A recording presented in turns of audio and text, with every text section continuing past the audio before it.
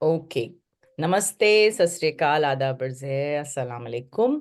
ये सेशन हम इसलिए कर रहे हैं, अपने तहे दिल से कर रहे हैं, क्योंकि मेरे लिए बहुत ज़्यादा अहम है कि जितने भी हमारे हिंदुस्तानी भाई बहन हैं उन सबको ये इत्तला मिले, जो कि सोशल मीडिया में, यूट्यूब पर नहीं आप लोगों को मिल पाती है। और मेरा अपना बैकग्राउंड ये है, मेरा नाम सारा मुसवी है। मेरा अपना बैकग्राउंड ये है कि मैंने पीएचडी किया बायोकेमिस्ट्री में। और उसके बाद मेरी जॉब हुई थी, पहली जॉब हुई थी साइंटिस्ट, एक कंपनी है मोन्सेंटो से। मोन्सेंटो में मैंने जब 3 साल तकरीबन काम किया तो अंदाज़ा हुआ कि यहाँ तो ये सब जेनेटिक मॉडिफिकेशन सारी क्रॉप्स का हो रहा है, और इंडिया में ही मैं काम कर रही थी तब, बैंगलोर में। वो मुझे कुछ सही नहीं लगा। ये 1999 की बात है। तो 2001 में मैंने छोड़ दिया और फिर मैं कनाडा आ गई। तब से मैं यहाँ कनाडा में हूँ, और मैंने तब भी मुझे एक ये रिसर्च इंस्टीट्यूशन से थोड़ा सा कुछ एक ऐसी फीलिंग आने लगी कि ये कुछ सही नहीं हो रहा है। तब उस टाइम एग्जैक्टली पता नहीं था कि ये हो क्या रहा है। तो लेकिन धीरे धीरे ये पता चला कि रिसर्च जो हो रही है ज्यादातर वो अम, अब फंडिंग उसकी जो है वो पैसा बहुत चाहिए रिसर्च के लिए। तो फंडिंग कहाँ से हो रही है? जिसके पास पैसा है वो फंडिंग कर रहा है। जो फंडिंग कर रहा है उसको क्या रिजल्ट चाहिए? उसको वही रिजल्ट चाहिए जिससे उसका और पैसा बने। तो ये अंदाजा हुआ कि फार्मास्यूटिकल कंपनीज जो हैं वो ही फंड करती हैं रिसर्च को। तो रिसर्च प्रोसेस जो कि अनबायस्ड इंडिपेंडेंट होना चाहिए था, वो उतना नहीं रह गया। अब जाहिर सी बात है, फिर आपका तो डाउट आ जाएगा आपको कि ये आप लोग म्यूट कर लें अपने आप को प्लीज। ये ईई महाराजगंज, प्लीज आप अपने आप को म्यूट करें। Okay, good. तो खैर हमने कहा कि चलो हम हॉस्पिटल्स में काम करते हैं, क्योंकि वहाँ पे कम से कम बीमार लोग आ रहे हैं उनका। हम तो हमने हेल्थ एडमिनिस्ट्रेशन सीखा, उसमें मास्टर्स किया, अपनी फील्ड ही पूरी छोड़ दी साइंस की कि भाई यहाँ तो अब असल में लोगों का इलाज होगा। लेकिन अंदाजा ये हुआ कि वहाँ भी पैसे की रेल पेल चल रही थी। और सारी जो बात मैनेजमेंट मीटिंग में होती थी वो इसकी कि किस तरह से और पैसा बनाया जाए। और आज तक हम यही देख रहे हैं कि अब 5 स्टार होटल के लेवल के हॉस्पिटल्स बन रहे हैं।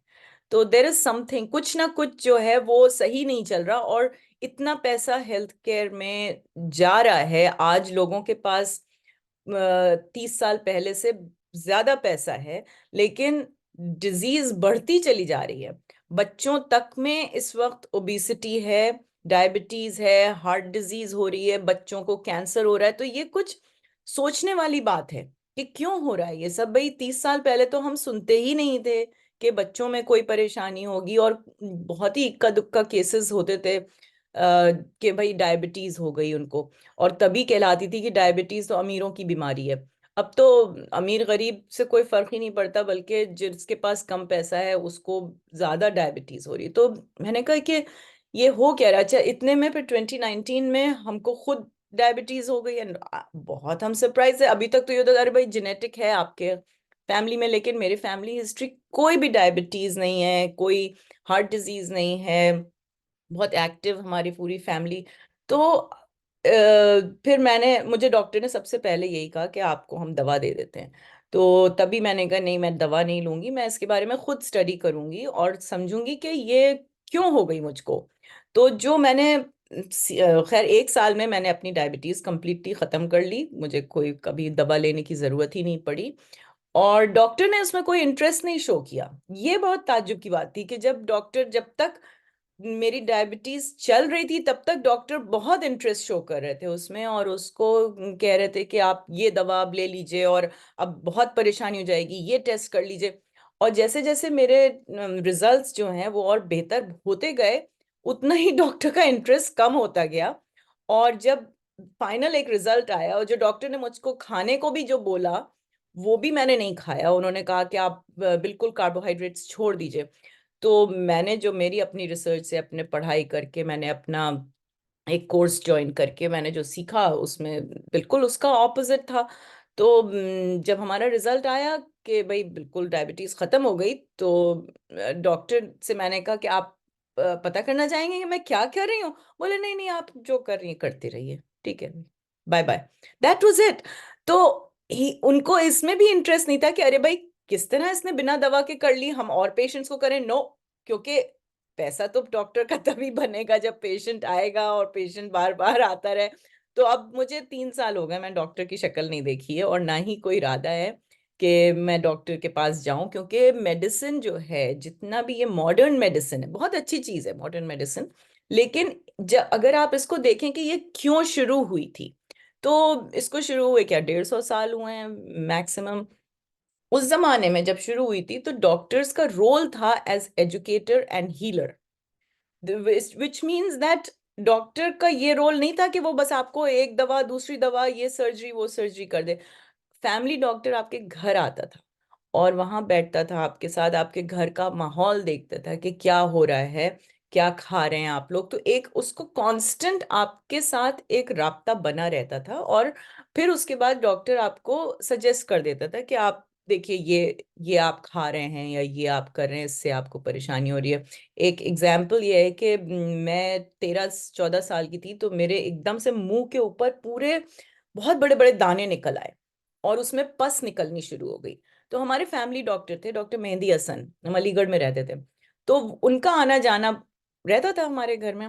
और वो जब आए एक दिन, तो उनको हमारे पेरेंट्स ने दिखाया कि भाई ये देखिए इसके दाने क्यों निकल रहे हैं। उन्होंने लिटरली, मैं आपको बता रही हूँ, उन्होंने सिर्फ मुझे देखा लैंप की रोशनी में, बोले ये विटामिन ए की डेफिशिएंसी इसको हो गई है, आप इनको गाजर ज्यादा से ज्यादा खिलाइए। और एक कोई उन्होंने पिल दी कि विटामिन की ही थी, कि इसको लगा लें यहाँ पर, और बोले बस 1 हफ्ते के बाद आप मुझे दिखा दीजिएगा। ना कोई ब्लड टेस्ट हुआ, ना उन्होंने कहीं और भेजा, और वाकई में 1 हफ्ता से पहले ही मेरा सब साफ हो गया, और कोई नस्कार उस पे ना कुछ। तो ये सारी चीजें जब मैंने सोचना शुरू की, तो मुझे यह पता चला कि देखिए मेडिसिन का जो यूज था वो तब शुरू हुआ था जब इन्फेक्शियस डिजीजेस बहुत बढ़ गई थी एक जमाने में। तो उस टाइम फिर आपकी वैक्सीन भी निकली और ये सब, लेकिन इमरजेंसी यूज के लिए मेडिसिन, मॉडर्न मेडिसिन बनी थी कि किसी आपका कुछ कट हो गया, आपका हाथ टूट गया, आपको इमीडिएट आपको कुछ हेल्प चाहिए, फर्स्ट एड चाहिए, तो आप क्या कर लें। लेकिन क्रॉनिक डिजीजेस के लिए तो कभी बनी नहीं थी।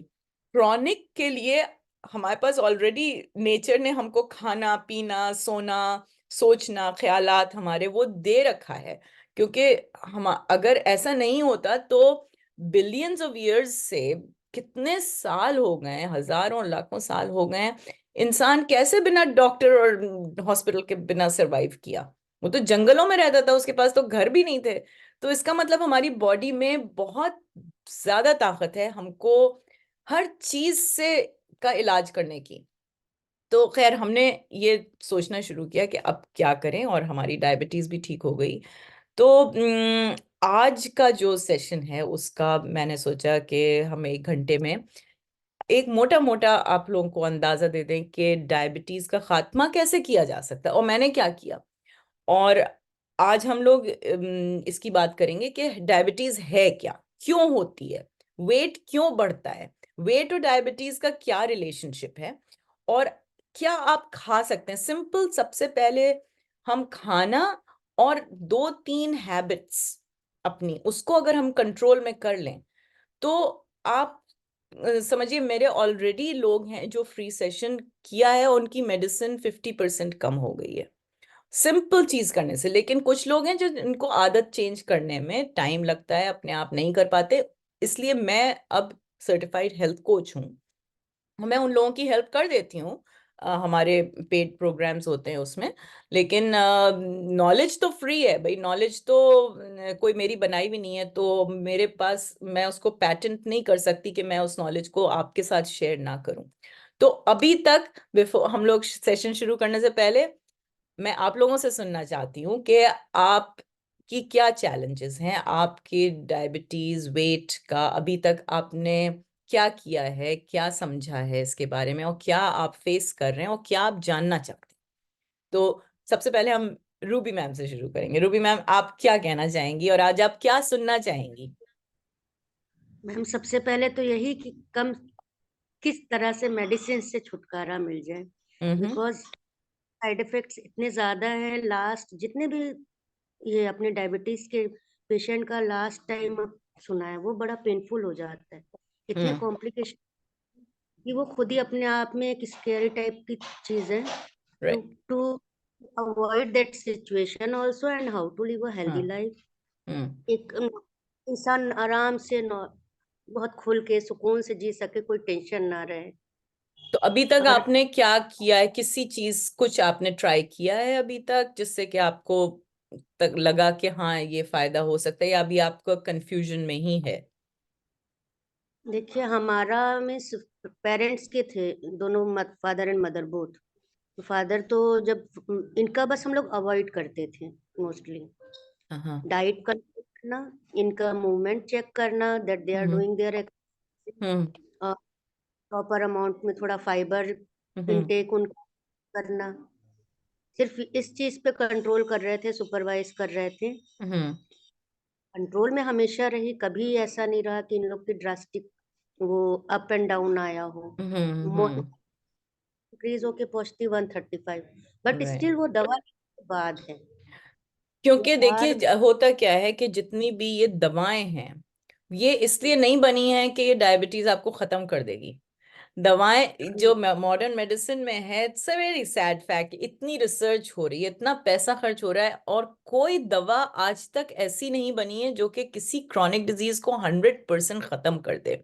तो इसको वो कहते हैं डायबिटीज मैनेजमेंट, विच मीन्स कि वो उसको आपको ब्लड शुगर को कंट्रोल करके रखते हैं एक रेंज के अंदर। और जहां आपने जरा सा कुछ ऐसा कर दिया, वो कर दिया, तो आपकी दवा बढ़ानी पड़ती है उनको। तो डायबिटीज खत्म तो नहीं हुई ना फिर। भाई, डायबिटीज खत्म होने का मतलब वो है जैसे कि मेरे जो दाने निकले थे वो अब खत्म हो गए। अब मुझे हर वक्त उसके लिए कुछ लेना नहीं पड़ता, ना उसके दाग आते हैं। अब मैं जो मर्जी है मैं खा लेती हूँ, और वो दाने वापस नहीं आते।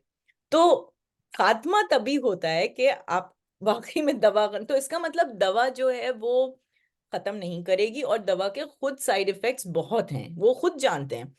और एक्चुअली क्या होता है कि डायबिटीज से पहले ही बहुत सारे सिम्टम्स शुरू हो जाते हैं। लोगों को ब्लड प्रेशर हो जाता है, उसमें जो डॉक्टर दवा देते हैं ब्लड प्रेशर की, उससे ही आपके साइड इफेक्ट्स हो के फिर वो डायबिटीज के जो ब्लड प्रेशर की और हार्ट डिजीज की जो दवा है, स्टैटिन्स जब देते हैं कोलेस्ट्रॉल लो करने की, उसका लिखा हुआ है कि साइड इफेक्ट है ही डायबिटीज। तो ज्यादातर लोग जो कि जिनको ब्लड प्रेशर की बीमारी है और कोलेस्ट्रॉल की बीमारी है, उनको डायबिटीज भी है, और वो दवाएं ले रहे हैं उसकी। तो जब मेरे पास लोग आते हैं जिनके जो स्टैटिन्स ले रहे हैं, मेरी पूरी ये कोशिश होती है कि वो किसी तरह से अपने स्टैटिन्स खत्म कर दें, क्योंकि जब तक स्टैटिन्स नहीं खत्म होंगे, ब्लड प्रेशर की दवा नहीं खत्म होगी, तो डायबिटीज जड़ से नहीं जाएगी। क्योंकि आप कॉन्स्टेंटली एक चीज डाल रहे हैं जिसका साइड इफेक्ट ऑलरेडी है कि वो आपको डायबिटीज कर देगी। तो खैर चलिए फिर दूसरे आप कौन है? फरीन है यहाँ पर, आप बताइए आपके क्या जी। क्वेश्चंस हैं? मेरा तो केस ये है कि मेरे दोनों पेरेंट्स डायबिटिक हम्म। थे। हम्म। एंड मुझे भी like after my pregnancy, hmm. My third pregnancy basically, तो मुझे भी उसके बाद से डायबिटीज हो गई थी। बट हम्म। मेरी जो डायबिटीज है, it is precisely because of my food habits. मैं हम्म। शुरू से ही बहुत जंक फूड में थी, और इवन हम्म। आज भी मैं बहुत जंक फूड लेती हूँ। हम्म। एंड मेडिसिन पे हूँ मैं।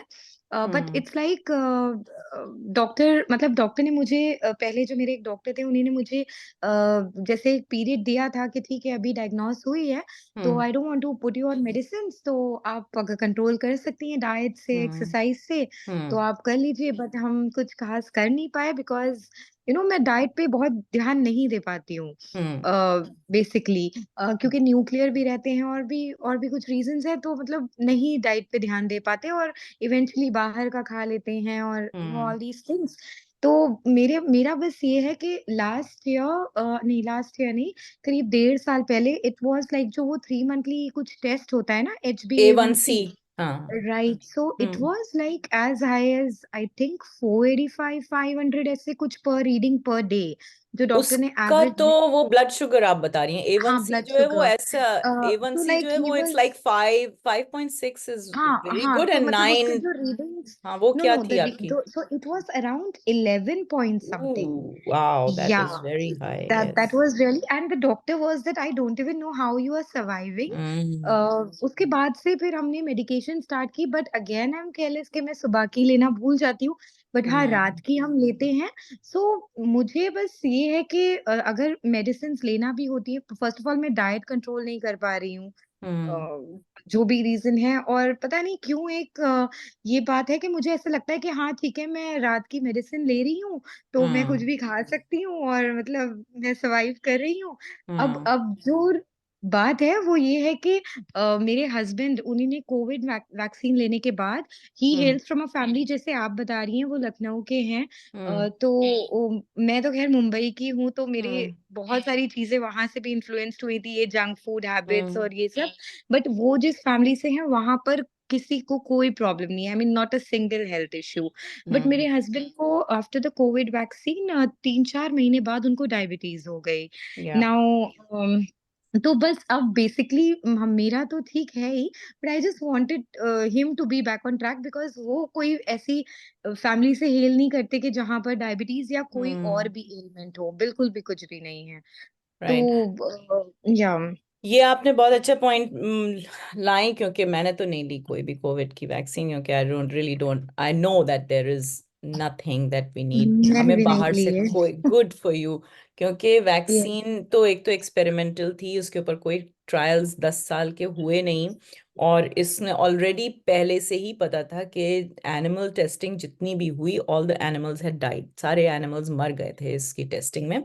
तो जिन लोगों ने ली है उनको वाकई में बहुत प्रॉब्लम्स हो गई हैं, एंड स्पेशली जी। इट वाज ऑलरेडी पहले से पता था कि इसमें मायोकार्डाइटिस, माने कि आपका हार्ट जो है that is going to get affected. So cholesterol high होने से आपको हार्ट की भी प्रॉब्लम होती है और डायबिटीज भी हो जाती है।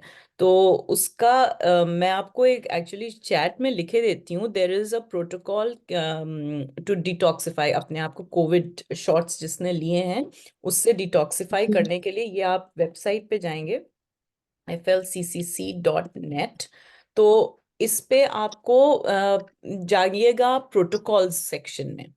ठीक है, प्रोटोकॉल सेक्शन में आपको मिलेगा कोविड वैक्सीन डिटॉक्सिफिकेशन करके कुछ मिलेगा। बट आप मेरा ईमेल मैं अपना लिखे देती हूँ, आप लोग मुझको ईमेल में जो भी इसके बारे में क्वेश्चंस हैं आप लिख दीजिएगा। तो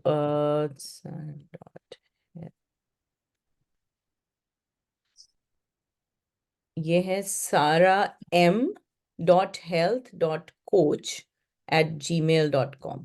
ठीक है, इसके ऊपर आपको जो भी क्वेश्चंस हो आप लोग लिख दीजिएगा, and I can guide you. अच्छा, आप महाराजगंज ई साहब साहिबा जो भी हैं, आप के क्या क्वेश्चंस हैं वो हम शुरू करने से पहले? हेलो, आप अनम्यूट करें, आप कुछ बोलना चाहेंगी? अस्सलाम वालेकुम। मैं ना वालेकुम अख्तर सलाम। अब्बास है। अच्छा ये अच्छा एक्चुअली ऑफिस की आईडी से ऐड हो गया। अच्छा अच्छा। जी जी। ये आपका कह रहा था नाम कि क्या है? जैसे अथर अब्बास? मेरा नाम अख्तर अब्बास है। अच्छा अच्छा अच्छा, अस्सलाम वालेकुम जी, बोलिए। ये मैडम जैसे ना सुबह जैसे फास्टिंग के टाइम 130 140 रहती है, हाँ और खाना खाने के बाद 230 240 पहुंच जाती है। हाँ तो हाँ, वैसे हमने HbA1c कराया था तो 5.67 ऐसे ही आता है। वो तो बुरा तो नहीं क्या है फिर। वो तो अच्छा, देखिए खाने के बाद तो बढ़ेगी ना ब्लड शुगर, वो तो बढ़नी चाहिए, जब आप खा रहे हैं तो शुगर तो ब्लड में जाएगी। लेकिन वो ठीक है, हम अब इसके बारे में बात करते हैं कि डायबिटीज क्यों होती है। ठीक है, सबसे तो हम आज वही मैं जानना चाहती थी कि कम से कम जो लोग यहाँ हैं उन लोगों के क्या क्वेश्चंस हैं। तो हमारा सेशन में पहले तो होगा ये डायबिटीज और वेट का क्या रिलेशनशिप है, डायबिटीज होती क्यों है, और उसके बाद हम बहुत ही बेसिक एक फूड के आपको एक बता देंगे कि क्या खाना चाहिए क्या नहीं खाना चाहिए। और फिर हम बात करेंगे इमोशनल ईटिंग की, जो इन्होंने फरीन ने बताया कि ये उनकी फूड हैबिट्स जानते बूझते क्यों आदमी ऐसी चीजें खा रहा है जिससे कि नुकसान हो रहा है। तो हाउ डज दैट लुक? ऐसा ये प्लान सही है आज के लिए, या कोई और चीज भी आप लोग बात करना चाहेंगे? मुझे मैंने एक ये ट्राई किया था अराउंड अ मंथ।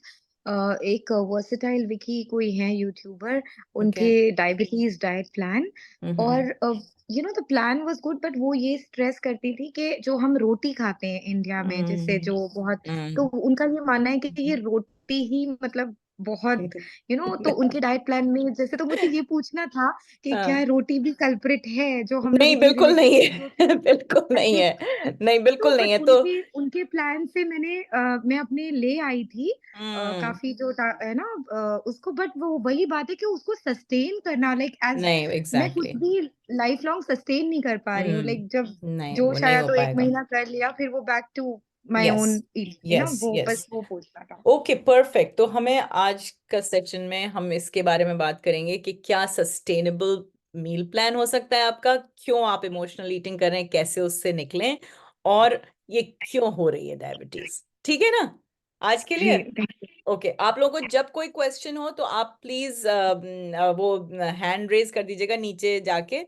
इधर भी कोई निदा आ रही है तो आप मुझे स्टॉप कर लीजिएगा। तो मैं चाह रही हूँ कि आज के सेशन के बाद आप लोग सब वाकई में इक्विप हो जाएं कि अपने आप खुद मैनेज कर सकें आप लोग जब भी आप करना चाहें, और किसी चीज पे डिपेंड, किसी और पे डिपेंड करने की जरूरत नहीं है, क्योंकि आप वाकई में एवरीबडी, हम लोग तो माशाल्लाह से हाथ पैर आंख नाक चल रहे हैं, लेकिन जो इंसान बिल्कुल बिस्तर पे भी पड़ा हुआ है उसके पास भी इक्विपमेंट है अपने आप को मैनेज करने का। और उसका अगर आपने नहीं नाम सुना है तो मैं आपको बता दूं, स्टीफन हॉकिंग का नाम सुना है? स्टीफन हॉकिंस जी, सुना है ना? जी। तो अब आप सोचिए कि हमारे और स्टीफन हॉकिंस में कितना जमीन आसमान का फर्क था in terms of how equipped we are. मतलब हाँ, उन उनके पास, उनकी तो आंखें भी ठीक से नहीं चलती थी, सिर्फ दिमाग चलता था।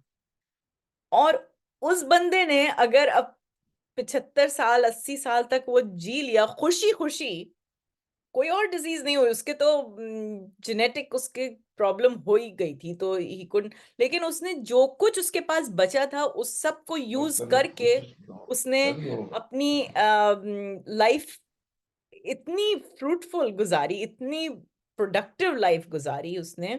तो क्या हम लोग नहीं कर सकते? हम लोग we are as intelligent as him. उसमें और हमारे में कोई फर्क नहीं था। उसने सिर्फ एक डिसीजन लिया, उसने एक चॉइस ली कि जो मेरे पास है उसको मैं 100% यूज करूंगा, विच इज उसका दिमाग था। उसने दिमाग को 100% यूज किया, उसकी शादी भी चली उसके उस यू नो वो, और वो मजाक भी करता था, वो अपने उसमें जो जो उसका डिवाइस उसको मिला था उसके थ्रू उसका सेंस ऑफ ह्यूमर भी था। वो डर में, फियर में, परेशानी में, दुख में नहीं रहता था, उसको डायबिटीज नहीं हुई थी। तो हमको क्यों हो रही है डायबिटीज? इस सवाल के साथ हम आपसे, तो पहला, सबसे पहला रीजन डायबिटीज का ये है कि जब हम खाना खाते हैं तो वो खाना हमारे पेट में जाके उसके पार्ट्स में ब्रेक डाउन होना शुरू हो जाता है, पेट में एसिड होता है, और फिर वो इंटेस्टाइन्स में जाता है, वहां से वो एब्जॉर्ब होता है। और जो कुछ उसका जो उसमें फाइबर होता है वो हमारे पेट में इंटेस्टाइन में बैक्टीरिया है, तो वो उसको डाइजेस्ट करते हैं, और उससे सब हॉर्मोन्स, विटामिन्स, मिनरल्स, न्यूरोट्रांसमीटर्स सब वही बनाते हैं बैक्टीरिया। हमारी बॉडी में 90% बैक्टीरियल सेल्स हैं, सिर्फ 10% ह्यूमन सेल्स हैं। ठीक है? उसके ऊपर हम फिर बाद में आएंगे। तो इसका मतलब हमने खाना खाया, उसको एब्जॉर्ब होने की जरूरत है, और एब्जॉर्ब होके उसका फाइबर जो है उससे हमें सारे फायदे मिलने हैं और वो खाना फिर एलिमिनेट होना है। अब अगर हमारे अच्छा, इसके बाद क्या होता है, सारी की सारी जो एनर्जी हमको मिलती है उस खाने से, वो ये है कि वो खाना कितना एफिशिएंटली, कितना जल्दी वो ब्रेक डाउन होके वो ग्लूकोज में ट्रांसफॉर्म हो जाए, क्योंकि ब्रेन जो है उसका एनर्जी सोर्स ग्लूकोज ही है। अगर कुछ नहीं मिले, उसे कई दिन गुजर जाएं, तब वो आपकी बॉडी का फैट और प्रोटीन ब्रेक डाउन करता है, विच इज नॉट, जो कि प्रोटीन और फैट ब्रेक डाउन जो है वो ब्रेन को बहुत ज्यादा दिन तक, उसको अगर आप वही सोर्स देते रहेंगे तो ब्रेन में टॉक्सिसिटी बढ़ जाएगी। इसका मतलब हमें कार्बोहाइड्रेट्स बहुत चाहिए, लेकिन कार्बोहाइड्रेट्स कौन से चाहिए? जिसमें हाई फाइबर हो। हाई फाइबर वो वाला जो कि बैक्टीरिया उसको तोड़ सके। तो जितना हम होल फॉर्म में खाना खाएंगे उतना उसमें फाइबर होगा और वो फाइबर बैक्टीरिया हमारा इस्तेमाल करेगा। लेकिन जिस खाने में फैट ज्यादा होगा, वो फैट जाके क्या करता है कि हमारे सेल्स के अंदर फैट मॉलिक्यूल्स होते हैं, उसमें जाके भरना शुरू हो जाता है, तो फैट सेल जो है वो बड़ा हो जाता है। अब जैसे ही फैट सेल बड़ा होता है तो इंसुलिन का इंसुलिन का जो काम है वो ये है कि जब आपका खाना ब्रेक डाउन हुआ, ग्लूकोज में ट्रांसफर हुआ, तो ब्लड में गया। ब्लड में जैसे ही गया तो इंसुलिन आपके लिवर के सेल्स हैं उसमें से निकलनी शुरू हुई। उसने सेंस किया कि हाँ, अब शुगर आ गई है। तो जब आप जो कह रहे हैं कि खाना खाने के बाद शुगर क्यों बढ़ जाती है, वो तो बढ़नी चाहिए, लेकिन बहुत देर तक वो नहीं रहनी चाहिए ब्लड में। फिर इंसुलिन को रिलीज होना चाहिए और इंसुलिन उसको, शुगर को बाइंड करती है और शुगर को वो लेकर जाती है आपके सेल्स के पास। सेल्स के ऊपर ऐसे करके मुंह खुले हुए होते हैं जिसमें कि इंसुलिन जाके रुक जाती है, और जब इंसुलिन जाके उसमें चिपक जाती है सेल के आउटसाइड वॉल में, तो वो सेल खुलता है और वो शुगर अंदर चली जाती है। जब वो शुगर अंदर चली जाती है आपके सेल के, तो वहां से फिर आपको एनर्जी मिलनी शुरू होती है, क्योंकि सेल के अंदर ही सारी चीजें हैं आपको एनर्जी देने के लिए। अब क्या होता है कि जब अगर आपका खाने में बहुत फैट है और आपका, या आप मेडिकेशन ऐसी ले रहे हैं जिससे कि आपका फैट डिपॉजिट जो हो रही है, जैसे स्टैटिन्स ले रहे हैं, या तो सेल की जो वॉल है उसके ऊपर फैट आ जाता है, और जो वो मुंह खुला होना चाहिए जिससे कि इंसुलिन उस पर आके बंद होता, वो मुंह बंद हो जाता है। अब क्या हुआ कि इंसुलिन शुगर को लेकर तो आई, लेकिन उसको वो मिल ही नहीं रहा, रास्ता ही नहीं मिल रहा है कि कहाँ डाले वो शुगर को। जब मुंह ही नहीं खुला मिला उसको, तो फिर वो ब्लड में शुगर रह जाती है। अब जब ब्लड में शुगर रह गई तो अब आप देख रहे हैं, अरे हमारी तो ब्लड शुगर हाई चली जा रही है। तो खाने के 1 घंटे के बाद, 1.5 घंटे के बाद आपकी ब्लड शुगर कम होनी चाहिए, और अगर नहीं कम हो रही है इसका मतलब कि फैट है। ठीक है, यहां तक बात समझ में आ गई? कोई सवाल यहां तक समझ में आ गया ना? ओके। तो मेरे पास, मेरे ख्याल में एक कोई डायग्राम है जो मैं आपको दिखा सकती हूँ कि इंसुलिन कैसे उसके अंदर, मैं देखना चाह रही थी कि है कि नहीं वो डायग्राम। अगर वो डायग्राम नहीं है यूँ, तो मैं उसको आपको जब वो भेजूंगी तो एक भेज दूंगी। बहरहाल, it's not there, I don't have it here. तो ओके, यहाँ तक तो बात समझ में आ गई कि भाई हमने ओके, ये है, मैं अपनी स्क्रीन शेयर करती हूँ आप लोगों से।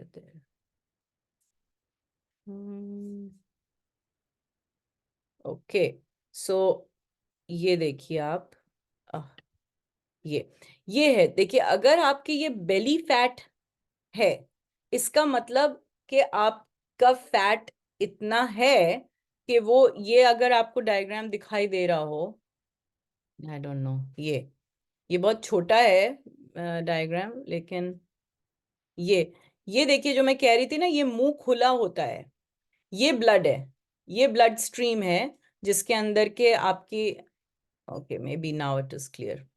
ये ब्लड स्ट्रीम है, इसमें ये शुगर मॉलिक्यूल्स हैं, ये शुगर और इंसुलिन बाइंड कर गई है। इंसुलिन यहाँ पे आई, यहाँ पे सेल में ये मुंह खुला हुआ है, रिसेप्टर कहलाता है, और शुगर इसके अंदर यहाँ आ जानी चाहिए थी आपके सेल के अंदर। लेकिन जब बेली फैट है तो ये मुंह बंद हो जाता है, और उस कंडीशन को कहते हैं इंसुलिन रेजिस्टेंस, माने कि रस्ट हो गया। रस्टिंग समझिए, उससे आप कनेक्ट कर सकते हैं कि आपके सेल पे रस्टिंग हो गई है फैट से, और वो शुगर अंदर जा नहीं पा रही है, अब वो सिर्फ ब्लड में रह रही है। तो उसके बाद जो कंडीशन शुरू होती है वो ये कि आपका लिवर जो है वो ही फैटी बनने लगता है, और फिर अक्सर एसिडिटी भी लोग एक्सपीरियंस करते हैं।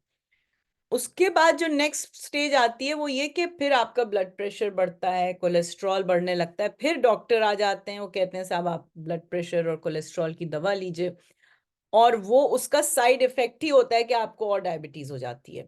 तो वो एक साइकिल होता है। तो इसका मतलब हमारे खाने में क्या चीज कम होनी चाहिए? फैट। There you go. अच्छा, चलिए, अब फैट कम होना चाहिए। फैट के 3 सोर्सेज 4 सोर्सेज हैं, कोई बता सकता है क्या होंगे वो? एक तो जो आप मिल्क। खाना ही पकाते हैं ऑयल में, है ना, अगर आप ऑयल को बर्न करके और खाना उसमें पका रहे हैं तो वो ही अच्छा खासा फैट आ रहा है, ठीक है। दूसरा, आप फैटी खाना खा रहे हैं, जैसे बहुत ज्यादा आप मीट्स और चिकन और ये सब खा रहे हैं, और आजकल तो चिकन जो है वो चिकन नहीं है, वो फैटी फैट है। जिस तरह आप जाके एक बार देखें, जिस तरह से चिकन बाहर मिल रहा है, वो दड़बों में सब बंद हैं, इतने मोटे मोटे हो रहे हैं, उनको चलना फिरना नहीं हो रहा है। तो वो, एक तो वो जानवर ही को इतना नुकसान पहुंचा दिया है कि उसके अंदर बहुत स्ट्रेस हार्मोन्स ऑलरेडी हैं, वो जानवर बेचारा तकलीफ में है, और हम उसको जब खा रहे हैं तो वो भी हमारा ही हिस्सा बना जा रहा है। इतना मोटा चिकन लाएंगे, हम उसको खाएंगे तो हम ही, हमारे अंदर भी तो वो जाएगा ना, वो जाके वो हमारे अंदर से निकल नहीं। चलिए आप महीने में एक बार खा लें, तो इतना टाइम लगता है फैटी चीजों को जिस्म से निकलने का, कि हम उसको अगर टाइम नहीं दे रहे, दिन में 2 बार खा रहे हैं, अक्सर तो लोग दिन में 2 बार इस तरह के खाने खा रहे हैं, तो आप जब वो निकला ही नहीं, आपने दूसरा खाना डाल लिया उसमें, आपकी एक्टिविटी लेवल इतना है नहीं। अच्छा, पहले के जमाने में क्या होता था कि आपके पसीना ही निकलता था, अब एयर कंडीशन में आप बैठे हैं, ज्यादातर लोग बैठ के काम कर रहे हैं, तो आपका खाना, एनर्जी जो आई वो इस्तेमाल ही नहीं हो पाई, तो वो भी फैट की तरह बन गई। तो आपके जो खाने हैं रेगुलर, अगर हम रोज दावती खाने खा रहे हैं, तो आपने पुराने जमाने में लखनऊ में वो नवाबों की तस्वीरें देखी है ना, तो हर आदमी अब नवाब की तरह जी रहा है, और नवाब की तरह का जिस्म भी हो गया है। तो अब इसलिए हमको पहले तो कुकिंग ऑयल्स जितने भी ये मिलते हैं, ये बिल्कुल आपको खत्म करने पड़ेंगे। मतलब इनको आप सोचिए, ये सबसे बड़ा नुकसानदेह चीज है, जो ये प्रोसेस्ड ऑयल्स अगर आप कोई भी ला रहे हैं, ये कनोला है या सनफ्लावर है, ये, इनको आप बिल्कुल खत्म कर दें। आपको अगर पकाना है फिर भी, तो आप या तो थोड़ा सा कड़वा तेल लें, और नहीं तो थोड़े से घी में पका लें, या थोड़े से कोकोनट ऑयल में पका लें, लेकिन कभी कभार। और उसको भी, एक्चुअली आपको, अगर आप नॉन वेजिटेरियन खाने पकाते हैं तो उसमें तो खुद इतना फैट होता है, आपको उसको और तलने की जरूरत नहीं है। जब आप किसी दावत में जाएं तो आप खा लें, वो क्या करें, लेकिन घर में आपको कोई भी तलने की जरूरत नहीं है। आप ये सोचें कि आपका गोल क्या है, कि आप जिंदगी भर अपने हाथ पैर से चलते रहें, और अगर आप अभी ये चीज को नहीं रोकेंगे, तो आपका जितना पैसा है, जितना इंडिपेंडेंस है, वो सब खत्म हो जाएगी, और आप सारा पैसा जो है वो डॉक्टरों को दे देंगे अस्पतालों में, और कुछ उसका नतीजा नहीं निकलेगा एक सिंपल आदत को नहीं रोकने पर। तो आपको मैं ये बताऊं कि मैं पानी में अपनी प्याज को तलती हूँ, और मजे में कोई फर्क नहीं आता, कोई फर्क ही नहीं आता। मैंने कल बनाया है गोट मीट मैंने बनाया, और हमारे पास अवन है यहाँ पर, तो उसमें मैंने कहा चलो इसमें हम टेस्ट करते हैं, क्योंकि टाइम नहीं था मेरे पास। मैंने उसके डिश के बॉटम पर मैंने सिर्फ प्याज रखी, कुछ भी नहीं डाला, सिर्फ प्याज रखी। उसमें मैंने थोड़े से टमाटर डाले, उसमें नमक डाला, नींबू डाल दिया, उसमें जो भी मसाले डालने थे, हल्दी और ज़ीरा, ये सब डाल के उसको, प्याज को पूरे उसमें कर लिया, और ऊपर से उसके गोश्त रख दिया और उसको चला दिया। थोड़ा सा पानी डाल दिया उसमें और उसको ढक के, और मैंने अवन में डाल दिया। 1 घंटे में सब बिल्कुल गला गलाया निकला। कोई इसमें तेल का कोई बीच ही नहीं था, क्योंकि वो तो खुद ही इसमें इतना तेल फैट है गोश्त में। ठीक है, तो एक तो ये रहा कि आप ये तलना तलेना छोड़िए।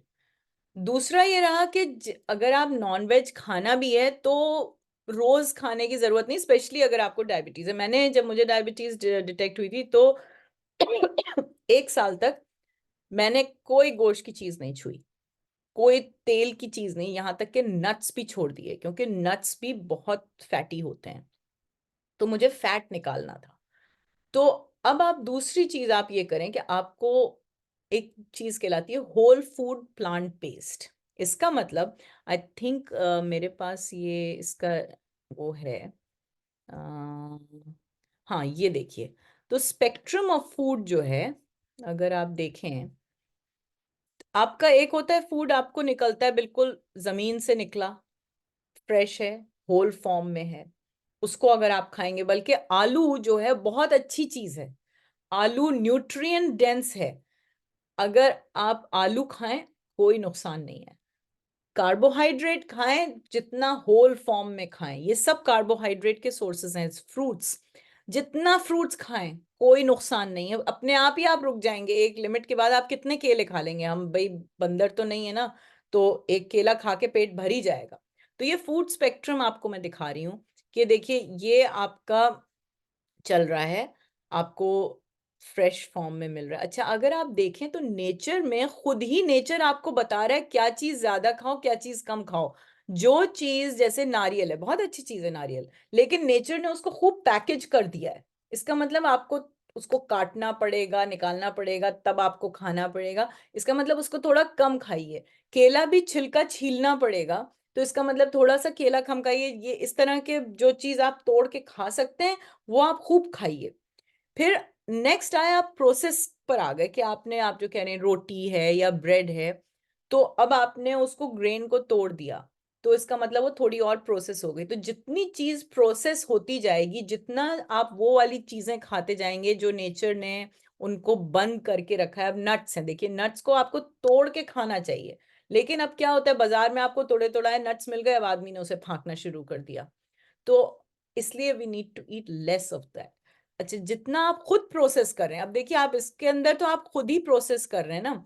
अब आपने उसके चटनी बना दी या सूप बना दिया, तो आपने उसको ऑलरेडी डाइजेस्ट कर दिया। वो फाइबर जो था, वो जो मिलना चाहिए था बैक्टीरिया को, वो खत्म हो गया। तो बैक्टीरिया, अच्छे और बुरे बैक्टीरिया में एक कांस्टेंट बैलेंस चलता है, और जितने अच्छे बैक्टीरिया हैं जो कि हमारा सब चीज को साफ रखते हैं, उनको फाइबर बहुत चाहिए होता है। और फाइबर सिर्फ कार्बोहाइड्रेट में ही मिलता है, फैट में फाइबर नहीं है, प्रोटीन में फाइबर नहीं है। तो हाई कार्बोहाइड्रेट का मतलब ये नहीं है कि आप 10 रोटियां खा लें। हाई कार्बोहाइड्रेट का मतलब ये है कि जो आप रोटी खाएं वो एक तो अच्छे आटे की होनी चाहिए, मैदे की नहीं होनी चाहिए, और उसको कम मिकदार में खाएं, और इस तरह की चीजें ज्यादा खाएं जो कि नेचर ने आपको, देखिए ये सब नेचर ने बिल्कुल अच्छे फॉर्म में दिए। आप इसको प्याज खूब खाएं। भाई देखिए, आप मजदूर इंडिया में तो देखने को मिलते हैं जो, अब मुझे नहीं पता क्या खा रहे हैं, लेकिन मजदूर इतनी मेहनत करता है और वो क्या खाता है, रोटी और प्याज, कैसे कर लेता है। तो हमको, जो हम बैठे हुए लोग हैं, हमें इतना खाना खाने की जरूरत क्यों आ गई? इसका मतलब हम जो है कर रहे हैं इमोशनल ईटिंग। ठीक है, तो ये सब हम ये दालें हैं, ये अच्छी चीजें हैं, इनको आप भिगोइए और पकाइए और खाइए, इसमें तो कोई तेल घी डालने की जरूरत ही नहीं है, उसमें ऑलरेडी आता है।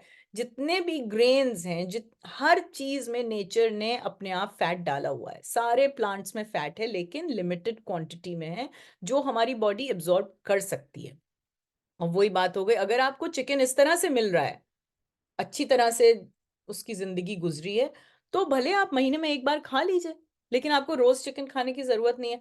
हर खाने में प्रोटीन है, हर खाने में प्रोटीन है, दालों में, इसमें फलों में, हर चीज में। कोई भी लिविंग थिंग बिना प्रोटीन के नहीं होती। तो एक जो कॉन्सेप्ट आपको डॉक्टर हमेशा डराता रहता है, अरे आपको प्रोटीन चाहिए, आपको प्रोटीन चाहिए, इतनी प्रोटीन चाहिए ही नहीं है, क्योंकि ना आप एथलीट हैं, ना आप 20 साल के अंदर हैं। तो आपकी बॉडी ऑलरेडी ग्रो कर चुकी है, now you just need to maintain it. और मेंटेन करने के लिए खाने से ज्यादा आपको एक्सरसाइज चाहिए, ताकि आपकी प्रोटीन मसल्स जो हैं वो बिल्ट अप रहें। सिर्फ खाने से कोई फर्क नहीं पड़ेगा, क्योंकि वो एब्जॉर्ब नहीं हो रहा। इसी तरह देखिए, olives are better than olive oil. Nature ने हमें ऑयल नहीं दिया है। नेचर अगर चाहता तो हमें ऑयल कहीं पे टपकता हुआ मिलता, क्या वो खा लो। लेकिन आज तक इंसान इतने लाखों साल तक कैसे जिया बिना कोई ऑयली चीज खाए हुए, और उसको डायबिटीज नहीं हुई और हमको हो गई। तो स्पेक्ट्रम ऑफ गुड फूड यही है कि आप जितना क्लोज टू नेचर खा सकते हैं वो खाइए। खुद भी प्रोसेस कर रहे हैं तो अच्छी बात है, ठीक है। जैसे आपने बीटरूट, यूं ही आपने उसको कच्चा बीटरूट लिवर को बहुत साफ करता है। एक रेसिपी मैं आपको देती हूँ। आप सुबह में जो, अगर आप अपना लिवर साफ रखेंगे तो आपकी डायबिटीज अपने आप ठीक हो जाएगी। तो अगर आप सुबह में पानी पिए उठ के, फौरन कुछ खा ना लें, और उसमें नींबू डालने के बाद आप ऐसे 8 9 10 बजे आप ये क्या कहलाता है, चुकंदर, इसको थोड़ा सा ग्रेट करें। एक आधा सेब लें, उसको ग्रेट करें, उसमें अदरक को ग्रेट करें, थोड़ा नींबू डाल दें, और चाहे तो उसमें हरा धनिया डाल के ये आप ऐसे ही खा लें। आप देखिएगा आपका लिवर साफ होना शुरू हो जाएगा, अपने आप आपकी डायबिटीज, वेट सब साफ हो जाएगा। नींबू का खूब अच्छा इस्तेमाल करिए। तो आपने ये बना लिया, फिर आपने थोड़ा और प्रोसेस कर लिया, उसको चटनी बनाया, थोड़ा और प्रोसेस कर लिया, सूप बना लिया। तो जितना आप प्रोसेस करते जा रहे हैं उतना आपका फाइबर इनटेक कम होता जा रहा है। जूस जूस लेने की जरूरत नहीं है, क्योंकि जब आपने जूस बना लिया चीजों का, तो आपने फाइबर उसका फेंक दिया, और आपने सिर्फ उसकी ज्यादातर शुगर खा ली, विच इज ओनली अगर आप बहुत बीमार हैं और कुछ नहीं डाइजेस्ट हो रहा है तब। अच्छा, कुछ लोग ये भी करते हैं कि उसका फाइबर लेके फिर रोटी बना देते हैं, तो आप वो भी कर सकते हैं। आप रोटी जब आप बनाएं तो उसमें आप सब्जियां ग्रेट करके और उसका फाइबर डाल के बनाएं, तो आपकी रोटी जो है वो कोई नुकसानदेह चीज नहीं। अगर आपने मैदा तरह से नहीं खाई है और आपने दिन भर नहीं खाते रहे उसको, तो आप उसके अंदर डाल दीजिए। कभी आप आलू डाल दें, कभी प्याज डाल दें, शलजम डाल दें, मूली इस तरह की रोटियां बहुत अच्छी होती हैं, और जितना फाइबर बढ़ता जाएगा। अब क्या होता है, बात तो हो रही है बीटरूट की, वो प्रोसेस होते होते होते होते वो अब यहाँ पर इसमें इन्होंने क्रीम भी डाल दी, अब कोई फायदा नहीं रहा। अब वो बीटरूट बन गया कुछ और ये बीटरूट कुकीज आपने बाजार से जाके ले आए और आपने कहा साहब हमने तो बीटरूट खा लिया। अब आप बताएं इसके अंदर बीटरूट कितना है? सिर्फ रंग ही है ना, बीटरूट तो नहीं है, इसमें फैट है और इसमें शुगर है। ये सारी चीजें जब आप खाएंगे तो आपका लिवर कंजेस्टेड हो जाएगा, आपके सेल्स में फैट बढ़ जाएगा। फैट जैसे ही बढ़ेगा आपके ब्लड में शुगर बढ़ जाएगी, और आपका A1C हाई होता जाएगा। तो वो इंसुलिन रेजिस्टेंस जो है वो हो जाएगी। अब आपको बहुत ज्यादा इंसुलिन आपकी बॉडी को रिलीज करनी पड़ेगी थोड़ी सी चीज को खाने के लिए। जैसे ही हम इंसुलिन बढ़ा के रिलीज करना शुरू करते हैं, वैसे ही हमारा वेट बढ़ जाता है। इंसुलिन का यही रिएक्शन है। तो आप अगर देखें आपके बेली फैट बहुत है और आपके ये साइड में फैट है, इसका मतलब कि आप इंसुलिन रेजिस्टेंट हैं, आपको बहुत इंसुलिन रिलीज हो रही है, और वो ज्यादा दिन रिलीज होते होते वो ब्रेन तक पहुंच जाता है, और आपके धीरे धीरे फंक्शनैलिटी कम होती जाती है, आपके अपने मसल्स ही घुलने शुरू हो जाते हैं। और ज्यादा प्रोटीन खाने से वो मसल नहीं बनेंगे। मसल बनेगा कि आप आपको खाना जो भी आप खा रहे हैं वो एब्जॉर्ब हो और आप उसकी मेहनत करें मसल बनाने के लिए। बात आई, अब लोग कहते हैं आलू मत खाओ।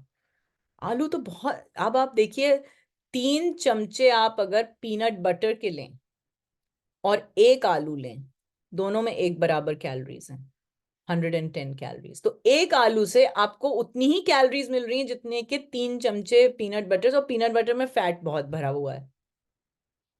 तो इसलिए आलू, लेकिन आलू के चिप्स नहीं खाएं। आलू जितना प्योर फॉर्म में खाएं, आप उसे उबाल के खा लें, आप उसको ग्रेट करके चीज़ों में डाल लें, बहुत ही अच्छी चीज़ है आलू। आप खूब खाएं आलू, आप खूब खाएं फल, फाइबर भी मिल रहा है आपको और न्यूट्रिशन डेंसिटी भी हो रही है, फैट को कम करें। इसी तरह अब आप ये 2 कुकीज लें और ये 2 इसकी आप वो लें खरबूजा के फांकें, सेम कैलोरीज मिल रही हैं, लेकिन आप 2 कुकीज खा के बंद नहीं हो जाते। एक तो पैकेज खाने जो हैं, जितने भी बाजार में आपको मिल रहे हैं, जो भी आप बाजार से लेकर आ रहे हैं, वो सब नॉनसेंस है, वो सिर्फ शैतान की आंत है। There is nothing in it. आपका पैसा भी वेस्ट हो रहा है और आपको उससे डायबिटीज भी हो रही है। और उन वो फूड कहला रहे हैं, बट वो फूड है नहीं, वो बेसिकली ड्रग है, क्योंकि वो लैब में तैयार होता है। उसके ये कुकी जो बनी है बाजार से जो आप लाए हैं, उसके अंदर प्रिजर्वेटिव भी है, उसके अंदर केमिकल्स भी हैं, और उसमें ऐसे फ्लेवर्स उन्होंने डाले हैं जो कि अब मैन्युफैक्चरर्स को मिलते हैं कि उससे आपका एडिक्शन बढ़ जाए। तो कोई भी एक कुकी खा के, एक चिप खा के बंद नहीं हो जाता है, फिर आपको दूसरी भी चाहिए। उसमें आपका कंट्रोल ही खत्म हो जाता है, जैसे कि शराब पीने वाले का कंट्रोल खत्म हो जाता है, उसी तरह शुगर हाई फैटी फूड्स जो हैं वो लीगल ड्रग्स हैं। तो एक बार जब ये आपको समझ में आ जाए कि ये सब फेक है, इसमें कोई खाना है ही नहीं, तो हम क्यों खा रहे हैं भाई? हम इंटेलिजेंट हैं, हमें समझ में आ गया कि ये तो सिर्फ धोखा हो रहा है हमारे साथ। लैब में क्या क्या चीजें बन रही हैं और वो जाके मार्केट में फूड की तरह बिक रही हैं। तो जस्ट बिकॉज कोई कह रहा है तो वो फूड नहीं हो गया ना। जैसे कि वो कोविड वैक्सीन उन्होंने आपके लगा दी कह के कि आपको कोविड नहीं होगा, कितने लोग उसको लगा के मर गए, कितने लोगों बीमार हो गए, और आज तक सब जिन लोगों ने कोविड वैक्सीन लगाई थी आज उनको कोविड हो रहा है, जिन्होंने नहीं लगाई थी उनको नहीं हो रहा है, क्योंकि हमारी इम्यूनिटी बढ़ गई। तो डायबिटीज में आप फोकस करें विटामिन सी रिच फूड्स की। जितना हाई विटामिन सी आप खाएंगे, आप देखेंगे आपकी इम्यूनिटी भी बढ़ जाएगी और आपका लिवर भी साफ होने लगेगा। और आंवला इज द हाईएस्ट, आंवला में सबसे ज्यादा विटामिन सी होती है। अब आप आंवला, आपके यहाँ तो मिलता है इंडिया में खूब, अब आप आंवला लाएं, लेकिन उसका आंवला का मुरब्बा जो है वो सही नहीं है, क्योंकि उसमें इतनी शक्कर डाल देते हैं वो। लेकिन आप आंवला लाएं, आंवला की चटनी बना लें हरा धनिया लहसुन प्याज के साथ, उसको हर खाने के साथ खा लें। आप देखिएगा अपने आप आपका वेट भी कम होना शुरू हो जाएगा। फल खाएं, हर फल में विटामिन सी है। और जितने फल विदाउट स्किन है उनको खूब खाएं। और इसी तरह हरी हरी सब्जियां, हरी पत्ती की सब्जियां, इनको आप खूब इंक्लूड करें। प्याज आप जरूर खाएं, प्याज पे नींबू डाल के, नींबू, ये चीजें आपको फायदा बहुत करेंगी। आपका गोल है कि लिवर को साफ करें। तो यहां तक कोई सवाल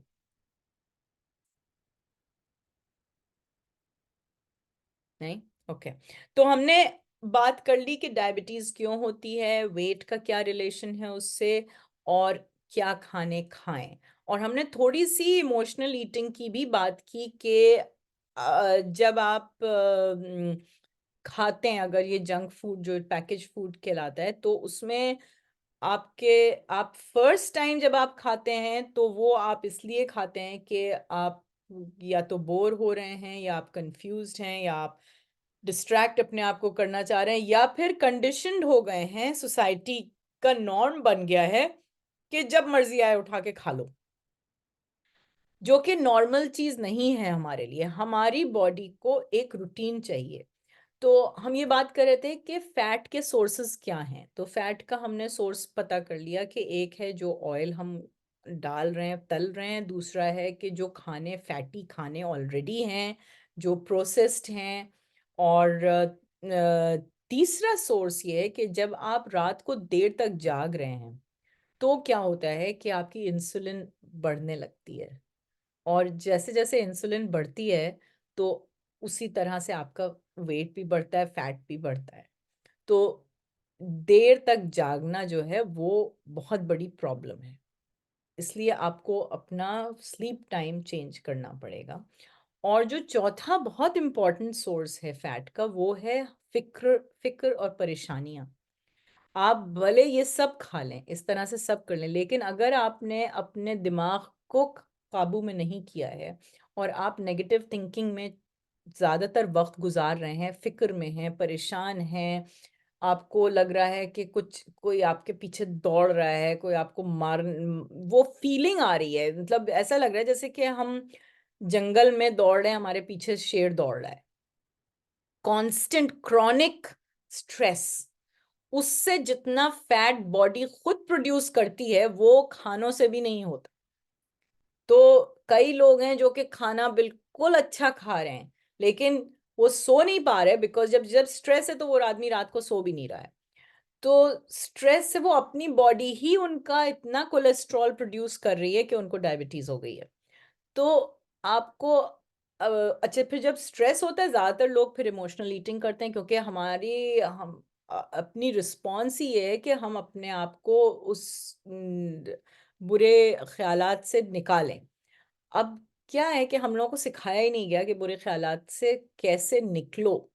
उसमें पहले क्या होता था कि आपके पास स्ट्रक्चर था, घर में आपके पास लोग थे बातचीत करने के लिए, उनसे हो जाती थी, और फिर काम ही इतने होते थे घर में कि आदमी उसमें इतना बिजी रहता था कि आप थक के सो ही जाते थे।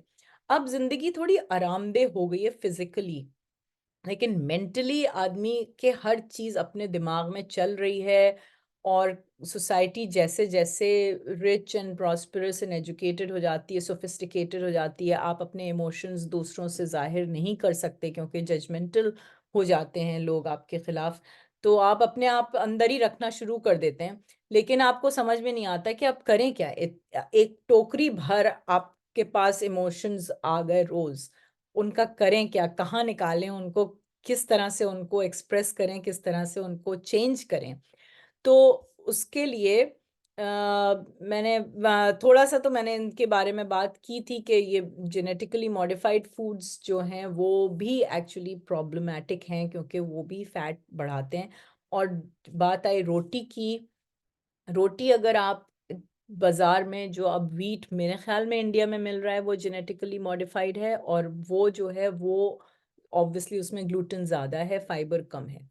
तो कोशिश ये करना चाहिए। अब सोर्स ऑफ फूड बहुत इम्पोर्टेंट है।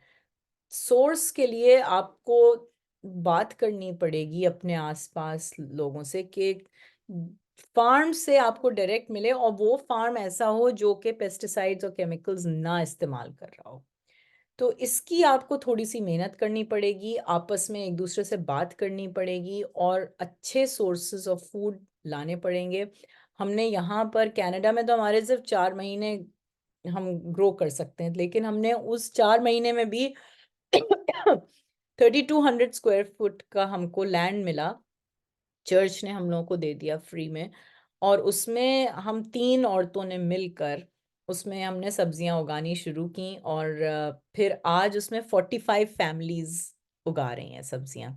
तो वो कम्युनिटी ऑर्गेनिक गार्डन हमने शुरू किया। तो 4 महीने में कुछ लोग इतना ग्रो कर लेते हैं। पहले मैं भी इसे 100 150 लहसुन मेरे निकल आते थे उसमें।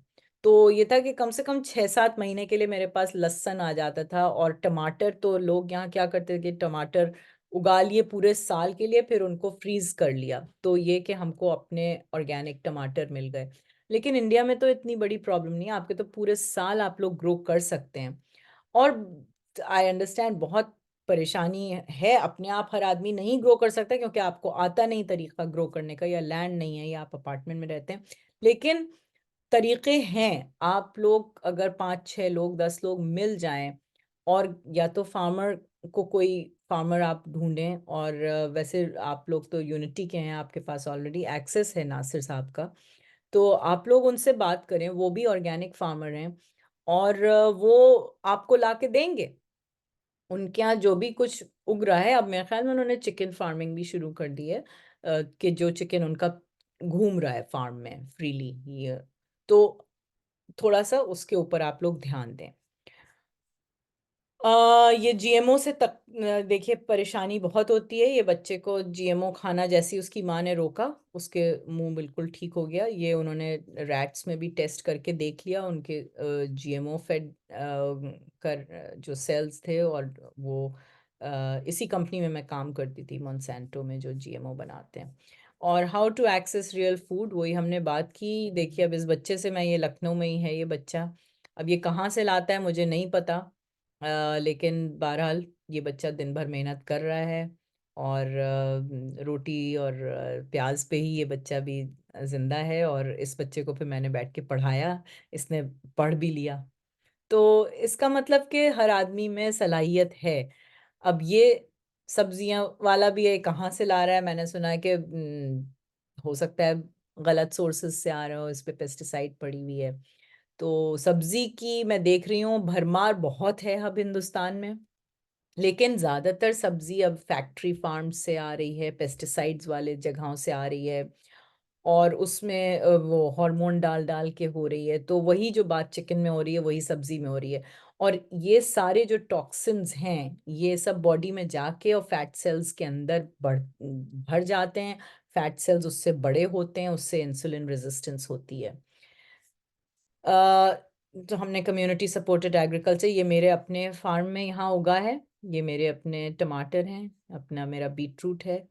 और बड़ी खुशी भी मिलती है। अपने आप करें जितना, जिस लेवल पे आप कर सकते हैं, लेकिन द आइडिया इज दैट अकेले रहने का ज़माना चला गया है और लोगों से कांटेक्ट बनाने का ज़माना है अब। हमने cooking and food as medicine की बात की। और अब आई थिंक हमारी जो बात थी वो ये थी कि हैबिट्स की, ठीक है। हैबिट्स की बात ये है कि इट टेक्स टाइम, और गलत हैबिट्स जो हैं वो they are all addictions. Addiction का मतलब क्या है? एडिक्शन का मतलब ये है कि आप जो हैं किसी चीज़ की तरफ इतना बढ़ रहे हैं कि अब आप उसको ना नहीं कह सक रहे। और क्यों बढ़ रहे हैं, इसको अगर आप सोचना शुरू करें तो अक्सर वो इसलिए है कि या तो आप किसी डर में हैं, या आप बहुत अकेले हैं, कि आप अकेले इंसान बनना ही नहीं है रहने के लिए, तो उसको कनेक्शन चाहिए। कोई ज़रूरी नहीं कि आप के पास फैमिली है तो आप अकेले नहीं हैं। कई लोग हैं कि बहुत फैमिली है लेकिन फिर भी अकेले हैं।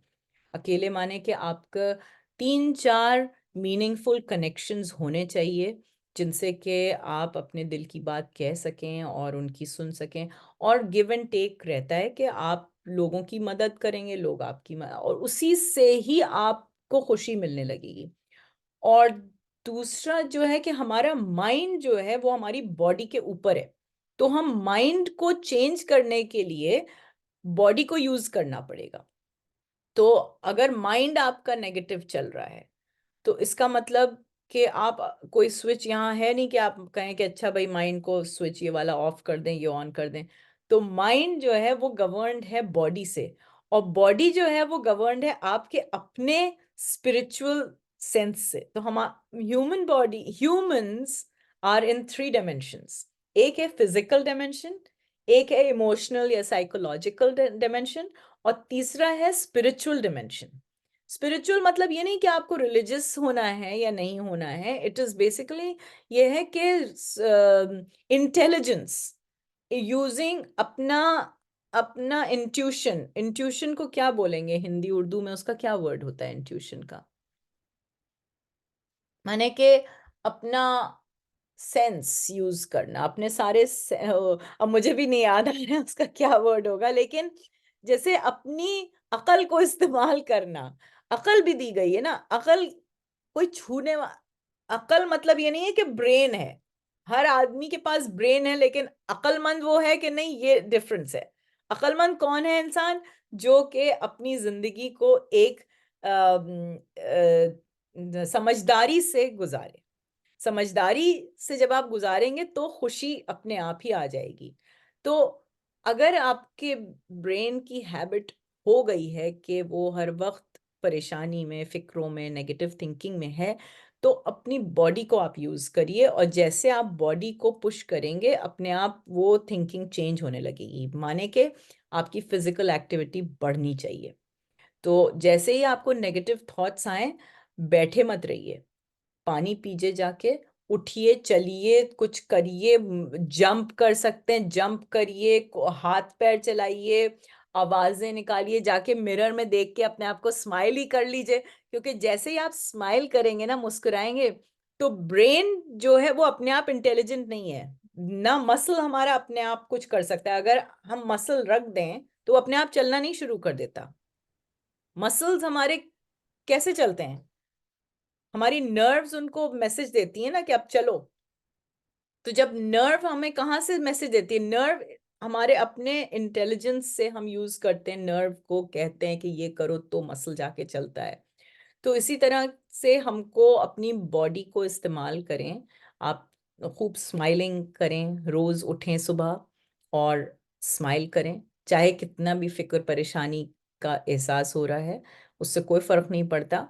क्योंकि फिक्रें तो तभी ना चली जाएंगी स्माइल करने से, ना फिक्रें चली जाएंगी फ्राउन करने से।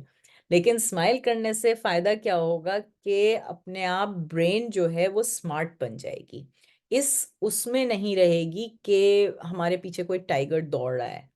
क्योंकि जब हमें लगता है कि कोई कॉन्स्टेंटली हमको, वो कहते हैं फाइट और फ्लाइट, जब फाइट और फ्लाइट में आदमी रहता है तो उसको लगता है कि उसके पीछे कोई बंदूक लेके दौड़ रहा है या उसको कोई शूट कर देगा, तो हमारा जितना भी डाइजेस्टिव प्रोसेस है वो बंद हो जाता है। तो आप जो भी खा रहे हैं वो डाइजेस्ट नहीं हो रहा। जब वो डाइजेस्ट नहीं हो रहा तो वो फैट में ट्रांसफर हो रहा है। जैसे वो फैट बन रहा है वैसे आप इंसुलिन रेजिस्टेंट हो रहे हैं। जैसे इंसुलिन रेजिस्टेंट हो रहे हैं, आपके पास ज़्यादा इंसुलिन आपकी रिलीज हो रही है। जैसे इंसुलिन ज़्यादा रिलीज हो रही है उतना आपका शुगर हाई हो रही है ब्लड में। और शुगर हाई हो रही है इसका मतलब कि ब्रेन भी आपकी हाई ऑन शुगर है। और हाई ऑन शुगर ब्रेन जो है वो कभी भी लॉन्ग लास्टिंग नहीं हो सकती, उससे अल्जाइमर्स और डिमेंशिया सब हो जाता है। तो डायबिटीज से पहले होता है स्ट्रेस। स्ट्रेस जो है वो ट्रिगर करता है कि आप चॉइसेस क्या बनाते हैं, कब सोएंगे, कब उठेंगे, क्या खाएंगे, कितना खाएंगे, और पानी आप कितना पिएंगे। ये सब आपके स्ट्रेस और आपके मेंटल लेवल के ऊपर डिपेंड करता है, आपके इमोशंस पे डिपेंड करता है। फिर आपका मूवमेंट कम होने लगता है, जैसे मूवमेंट कम होता है आपकी इंसुलिन बढ़ने लगती है। तो ये पूरा एक कैस्केड है और आपका वेट बढ़ जाता है। तो स्ट्रेस से क्या हुआ कि वेट बढ़ गया। जब वेट बढ़ गया तो पेट बढ़ गया।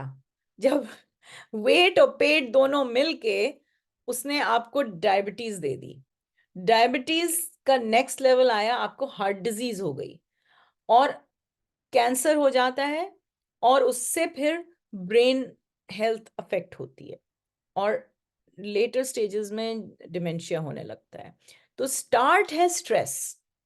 स्ट्रेस जो है, मैंने पहले ही आपको बताया था, स्टीफन हॉकिंस की लाइफ में क्या कोई स्ट्रेस नहीं था? वो तो फुटबॉल प्लेयर था और वो 20-21 साल की उम्र में उसके सारे मसल्स जो थे वो बेकार हो गए एकदम से। वो सॉकर खेलते खेलते ही गिर गया था। तो लेकिन क्या उसको स्ट्रेस नहीं था? उसको परेशानी नहीं थी कि क्या होगा? वो पीएचडी कर रहा था। लेकिन उसने फिर बैठ के सोचा और अपने आप को डिस्ट्रैक्ट नहीं किया। अब क्या है, आजकल लोग हर वक्त अपने आप को डिस्ट्रैक्ट कर रहे हैं। ये सोशल मीडिया, फोन जो आ गया है उसकी वजह से आपकी नींद भी नहीं हो पा रही ठीक से, उसकी वजह से आप इमोशनल ईटिंग भी कर रहे हैं। अगर आप एक डिसिप्लिन रखें, आप चाहते हैं ना आपके बच्चे भी डिसिप्लिन करें, बच्चे स्कूल में आते हैं, अगर आप स्कूल टीचर हैं तो आप चाह रहे हैं कि बच्चे डिसिप्लिन करें, तो हम एज एडल्ट्स, हम लोग जब बड़े हो गए तो सबसे ज्यादा तो हमको खुद अपने आप को डिसिप्लिन रखना चाहिए ना, तभी हमारे बच्चे भी हमें फॉलो करेंगे। तो हमको बैठ के सोचना पड़ेगा रोज। आप 5 मिनट खामोशी से बैठिए और अपनी ब्रेन को खामोश होने दीजिए। तो ज्यादातर क्या होता है, हमारे हर वक्त हमारी ब्रेन चल रही और वो ब्रेन इतनी थक गई है कि उसको एनर्जी बहुत चाहिए। एनर्जी जब बहुत चाहिए तो जो कुछ जल्दी से मिल जाता है वो आदमी खा लेता है। तो जरा आप 1 मिनट दें, 90 सेकेंड्स का गैप दें और अपना दो खानों के बीच में गैप लंबा करें। पानी अच्छी तरह से पिएं और एक्सरसाइज खूब करें, अपनी नींद को ठीक करें। इसको हम कहते हैं stem: sleep, thoughts, eating and movement. ये 4 चीजें आपको कंट्रोल करनी पड़ेंगी अपनी, और अपने आप कंट्रोल कर सकते हैं। नहीं तो हम एज अ हेल्थ कोच हैं, हम कोचिंग करते हैं। और आई थिंक आज के लिए हमने ये सारे जो आज के गोल्स थे वो पूरे कर लिए। अगर आप लोगों को क्वेश्चंस हैं तो पूछिए।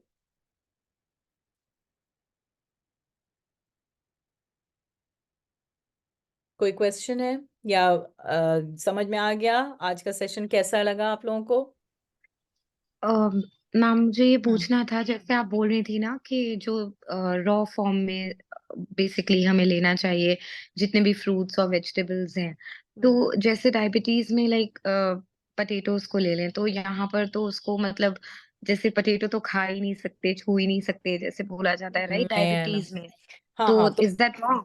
That is wrong, that is completely wrong. क्योंकि आपको वो कह रहे हैं कि ज्यादा फैटी चीजें खाइए और आलू नहीं खाइए। तो आपको राइट। असल में करना क्या पड़ेगा कि पहले फैट को कम करना शुरू करिए। जब आप फैट जैसे जैसे कम करने लगेंगे ना, उतना आपकी ability to eat high carbohydrate with high fibre वो बढ़ जाएगी। तो आप बहुत ज्यादा पोटैटो मत खाइए, लेकिन सबसे पहले तो ऑयल आप एकदम से आप सब निकाल दीजिए oil. It won't hurt you. अगर जैसे आज, अब कल से आप बिना ऑयल का खाना खाना शुरू कर दें, वेजिटेरियन खाना खाने लगें आप उसमें आप डालिए आलू, खाइए, बॉइल्ड पोटैटो खाइए आराम से। अंडा छोड़िए आप।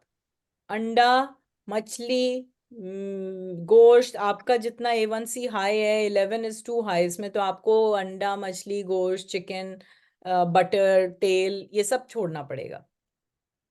जब आप जैसे ही छोड़ देंगे, और ये जिंदगी भर के लिए नहीं छोड़ना होगा, ये भी एक और चीज मैं आपको बता रही हूँ। देखिए, मैंने जब मुझे डायबिटीज बताई तो मेरा 7.4 या कुछ ऐसे था A1C। तो मैंने सब छोड़ दिया, ये 1 साल मैंने सब छोड़ा। उसके बाद मैं धीरे धीरे उसका मैंने प्लान, ये हम नेक्स्ट कॉल जब करेंगे तो हम उसके प्लान की बात करेंगे। लेकिन आपको 3-4 महीने तो अपने आप को थोड़ा सा ये कंट्रोल करना पड़ेगा। अंडा, मछली, गोश्त और तेल, ये और नट्स, ये अभी छोड़िए ताकि आपका फैट निकले बॉडी से। और एक्सरसाइज बढ़ाइए और रात को देर तक जागना छोड़िए। और नींबू और ये आंवला और इस विटामिन C, ये आप शुरू करें। आप इसको करें 1 महीने, फिर उसके बाद आप देखिएगा आपको अपने आप एनर्जी भी आ जाएगी। पर ये धीरे धीरे ये हैबिट्स आपको, इट टेक्स टाइम। राइट। हम्म। तो आज के सेशन के बाद आप लोग क्या कुछ करना चाहेंगे, ये बताइए, स्टार्टिंग फ्रॉम टुमारो। आपकी सबसे पहली स्टेम जो आपने बताई है, hmm. Will start working on that. उसमें और चैलेंज एक आपको क्या आएगा, बताइए पहले। एक लेकिन उससे पहले क्वेरी है हमारी हम्म। कि नट्स को करके मॉर्निंग में आप खाइए, तो वो ज्यादा फायदेमंद है या हम जो रॉ ऐसे ही खा ले डायरेक्ट रॉ फॉर्म नहीं, बिना सोप? नट्स तो वैसे अगर आपको डायबिटीज है आप अभी नट्स छोड़ दीजिए। और अगर खाना भी है तो 2 या 3 बादाम रात को भिगो के उसका पानी फेंक के फिर उसका छिलका छील के फिर खा लीजिए, खूब चबा के काली मिर्च के साथ। यहाँ पर वॉलनट्स को बहुत रिकमेंड किया जाता है डायबिटिक्स के लिए। देखिए, आ, वो कीटो डाइट करते हैं and it is completely wrong. आपको फिलहाल, you are diabetic, you are very highly diabetic, आप बहुत, आपका A1C हाई है, आपको फैट हर हाल में खत्म करना है। अभी आपका, हमने आपका सेशन पर्सनल नहीं किया है तो इसलिए मुझे नहीं पता एग्जैक्टली आपका क्या दिन भर आपका क्या रूटीन रहता है, लेकिन जो मैं समझ रही हूँ आपके लिए अभी ये छोटी, उसने ये रेकमेंड कर दिया, उसने ये रेकमेंड कर दिया, ऐसे नहीं चलता। आपको सबसे पहला जो है सोर्सेज ऑफ फैट आपको खत्म करने हैं, और हमने सोर्सेज ऑफ फैट क्या क्या बताए, आप बताइए। अब आप लोग बताइए कि कहाँ कहाँ से फैट हमारी बॉडी में जा सकता है। मीट से तो जाएगा ही, राइट, हम्म नॉन वेजिटेरियन हम्म फूड, फिर ऑयल, हम्म जो आपने कहा बिल्कुल बंद करने के लिए, हम्म राइट। और अपार्ट फ्रॉम दैट ये नट्स वगैरह उससे भी जो हम, जाएगा। हाँ, उससे भी जाएगा। हम्म एंड प्रोसेस्ड फूड जितने भी आप प्रोसेस्ड पैकेज्ड हैं, फूड, हाँ, है ना, package fried foods, package foods, junk उनसे फूड, जाएगा, है ना, जंक। रात को देर राइट। में जागने से वो बढ़ेगा आपका, और फिक्रों परेशानी से। एंड आई तो think I am doing all of these things. तो अब आप देखिए देखिए, आपने तो खुद ही अपने ऊपर ये सब डाल दिया ना, तो कोई जादुई छड़ी नहीं है इसमें, आपको अपनी लेयर्स को पील डाउन करना पड़ेगा और ये समझना पड़ेगा। मे बी आपकी बस ये हैबिट बन गई, चलो मस्ती में सब चल रहा है, it's all good, right, but आपने रियलाइज कर लिया कि भाई ओके, हम यहाँ तक तो चले आए, सब चल रहा है करते करते, बट नो, आई कांट, ऐसे मैं पूरी जिंदगी नहीं गुजार सकती हूँ। मतलब कुछ कुछ निकालना पड़े। दवा दवा तो करेगी नहीं भाई, दवा आपकी आदतों को तो नहीं ठीक कर देगी ना।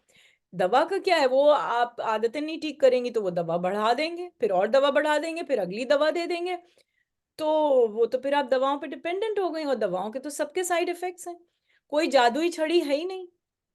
ये जी ये गलत हम लोगों को दिमाग में डाल दिया गया है कि दवा खा लो और फिर जो मर्जी करो।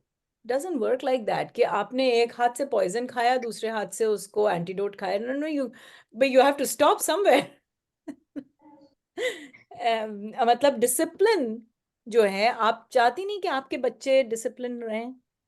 आप क्लास में अगर पढ़ाती हैं, आप चाहती नहीं कि बच्चे डिसिप्लिन से करें, जी चाहते ना, तो सबसे पहले तो आप ही को डिसिप्लिन होना पड़ेगा। जब आप ही डिसिप्लिन नहीं है तो आपके आसपास भी कोई डिसिप्लिन नहीं है, तो आपकी जो भी लोगों के कनेक्शंस हैं वो सब इस वक्त बिना डिसिप्लिन के हैं। तो आप लीडर बनिए, आप अपने आप को चेंज करिए, दूसरों से कुछ मत कहिए, आपको कुछ कहने की जरूरत नहीं कि अब मैं ये छोड़ रही हूँ, मैं ये कर रही हूँ, कुछ नहीं। लोगों जी को आप जैसे ही बताना शुरू करेंगी, सबसे पहले लोगों से रेजिस्टेंस मिलेगी, क्योंकि वो लोग नहीं अपने आप को चेंज करना चाहते। तो इसलिए बेहतर है कि आपको, वो जो होता है ना, कुएं के मेंढक की कहानी सुनी है, जी कि वो मेंढक सब नीचे बंद हैं, और एक ने चढ़ने की कोशिश की, बाकी सबने उसको नीचे कर लिया। लेकिन जब आप देखिएगा 3 महीने में, अब जनवरी शुरू हुआ है, आपका गोल बनाइए आप कि 3 महीने में आपको अपनी ये जो 11 है इसको आपको 7 तक लाना है, फिर अगले 3 महीने में 7 से आपको 5.6 पे, 5.4 पे लाना है। दैट मीन्स डायबिटीज खत्म हो जाएगी आपकी, 6 महीने में डायबिटीज खत्म। 2024 आपका साल होगा कि आपकी जिंदगी नई तरह से शुरू होगी, और ये इस गोल को आप दिमाग में रखिए। अभी तक जैसे चलती जा रही थी जिंदगी, वो पटरी से उतर चुकी थी आपकी गाड़ी, तो कहाँ तक जाएगी, वो कहीं जाके लड़ जाएगी ना। तो आप क्या चाह रही हैं, आपकी गाड़ी पटरी पर वापस आए? तो पटरी पर वापस डेफिनेटली। लाने के लिए थोड़ा कुछ करना पड़ेगा, ऐसी थोड़ी आ जाएगी वो, तो जैसे अब तक 2023 तक चलती रही वैसे अब अगर आपने कुछ नहीं चेंज किया तो वो तो क्रैश की तरफ जा ही रहे हैं आप। जी तो पटरी पे लाने में थोड़ी सी मेहनत करनी पड़ती है, थोड़ी इंटेलिजेंस यूज करनी पड़ती है, थोड़ा सा अनकंफर्टेबल फीलिंग होती है, but long run is a much better thing, है ना। आज से आप दिसंबर 2024 आप इमेजिन करिए, what do you see yourself, who do you really want to be?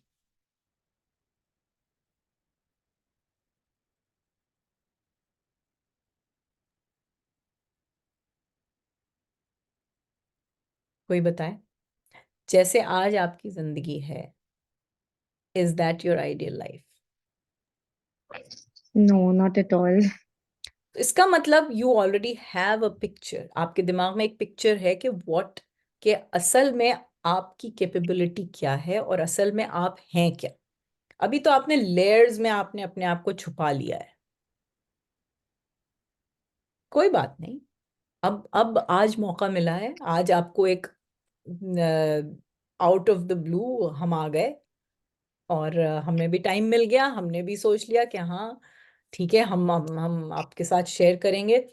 तो हमने एक्शन लिया क्योंकि हमारे लिए, मेरे लिए बहुत इंपॉर्टेंट था कि मैं ये मैसेज आप तक पहुंचाऊं। मैंने वो एक्शन ले लिया। अब आपके लिए क्या इंपॉर्टेंट है, यहां से ये मैसेज आपको मिला है, अब आप इसका क्या करेंगे? इसको फॉलो करेंगे डेफिनेटली, और इसको शेयर भी करेंगे। और जब हमें लगता है जब हम फॉलो करेंगे तो आसपास वाले थ्रू आवर एक्शंस, वो हम्म। लोग खुद, हमें कुछ बोलने की जरूरत भी नहीं हम्म। पड़ेगी, कुछ ना कुछ बिल्कुल। इन्फ्लुएंस तो हो ही हम्म। जाता है दूसरों पर। सो बिल्कुल। लाइक फर्स्ट इसको खुद फॉलो करेंगे, और फिर ट्राई, इसको एक जैसे चेन होती नहीं है कि हम्म। बस चेन जैसे रिएक्शन बन। आपने किया, अब आप दूसरों को इंस्पायर कर रही हैं। हम्म। सो इन द सेम वे हम भी हम्म। ये कर सकते हैं, वी कैन फॉलो, और फिर हो सकता है कि हमसे भी कुछ लोग इंस्पायर हो जाएं। होंगे, क्योंकि जरूर होंगे। बट उसके उससे पहले हमें खुद को उस हम्म। लेवल पे लाना, उसको लाइक बिल्कुल। हम्म। बस बस ये बात हो जाती है कि वही, एंड आई थिंक वो जो आपने बताई थी कुएं की मेंढक वाली, हम्म। वो जो मेंढक वाली बात, हम्म। तो ये बहुत मतलब बहुत ही इम्पोर्टेंट आपने ये पॉइंट बताया। होता यही है कि जब आप डिस्कस करने लगते हैं कि ना I am hmm. Planning to do this, या मैंने ये, तो ये होता है, ये मैंने भी एक्सपीरियंस किया है। लाइक समबडी और द अदर विल लाइक कुछ भी ऐसे बोलकर, तो आपको लगेगा कि अरे ठीक है, आज हम्म। छोड़ देते हैं या ये वो। So it's better not to discuss and just अपने गोल की तरफ जो है बढ़ते रहे, कि बस हाँ, like for me fat remove करना है, हम्म। इसको सस्टेन करना है। So it's better not to discuss, I think. बिल्कुल सही कहा आपने। देखिए, इंटेलिजेंस, मैंने आपको बताया ना, ह्यूमन बीइंग्स की 3 डायमेंशंस हैं। हम लोग अपने आप को लोअर डायमेंशंस में स्टक रखते हैं, माने कि फिजिकल नीड्स, उसके comfort, and are emotional needs, अपने ख्यालात, अपने फीलिंग्स। लेकिन हम भूल जाते हैं कि हमारी जो असल ह्यूमन बीइंग है, ह्यूमन बीइंग दो दो पार्ट्स में हो गया ना। एक है ह्यूमन, ह्यूमन है फिजिकल एंड इमोशनल।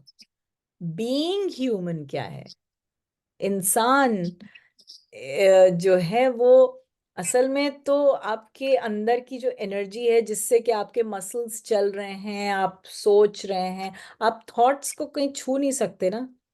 तो थॉट्स कहाँ से आ रही हैं? आप कहते हैं ना मेरी बॉडी, तो मेरी कहाँ है? जो मेरी है उसको फीड करिए, उसके ऊपर ध्यान ज्यादा दीजिए बजाय इसके बॉडी पे। और राइट। मेरी का ध्यान, मेरी के लिए ध्यान देने के लिए आपको थोड़ा सा ठहरना पड़ेगा, थोड़ा सा रफ्तार अपनी दिमाग की कम करनी पड़ेगी और उसको रेस्ट कराना पड़ेगा। दिमाग जो है वो आजकल ओवर कंजम्पशन का शिकार है।